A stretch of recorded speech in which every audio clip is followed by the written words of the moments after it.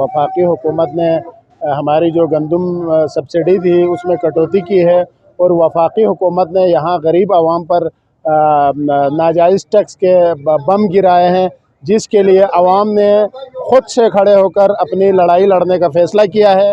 एक हफ़्ता हो गया है, 7 दिनों से यहाँ एहतजाज जारी है और ये जब तक टैक्सेस का ख़ात्मे के नोटिफिकेशन, जब तक गंदम सब्सिडी की जो 20 लाख बोरी है उसकी बहाली का नोटिफिकेशन नहीं होते, उस वक़्त तक यहाँ एहतजाज जारी रहेगी।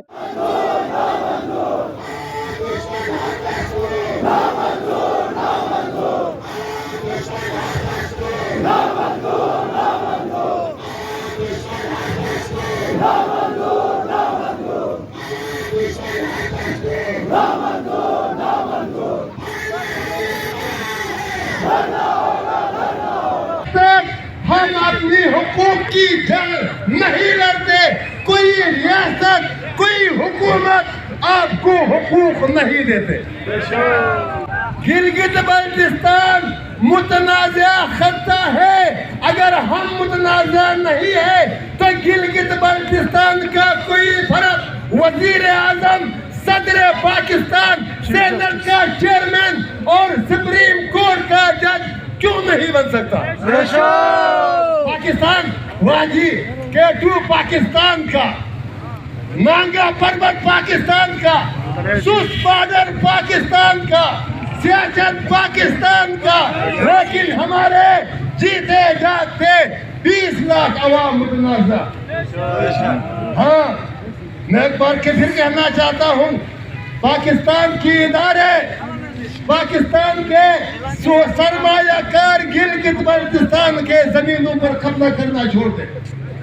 साथ ही में देखना, मैं आप चाहे ना, थोरगू में जब थोरगू के आवाम ने दीवार लगाया, असिस्टेंट कमिश्नर स्कंदू मशीन ले जाकर रातों रात इस दीवार को उखाड़ा जाता है और साथ ही रोड पे एक पंजाबी होटल तामीर कर रहा है।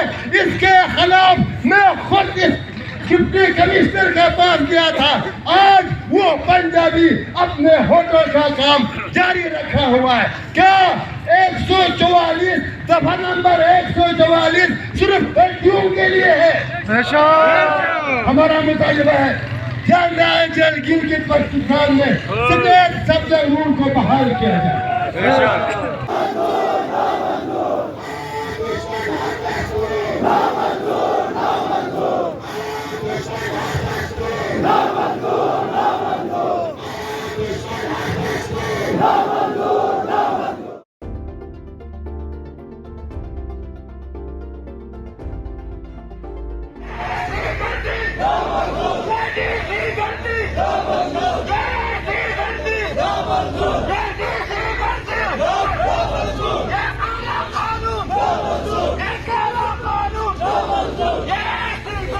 Vamos!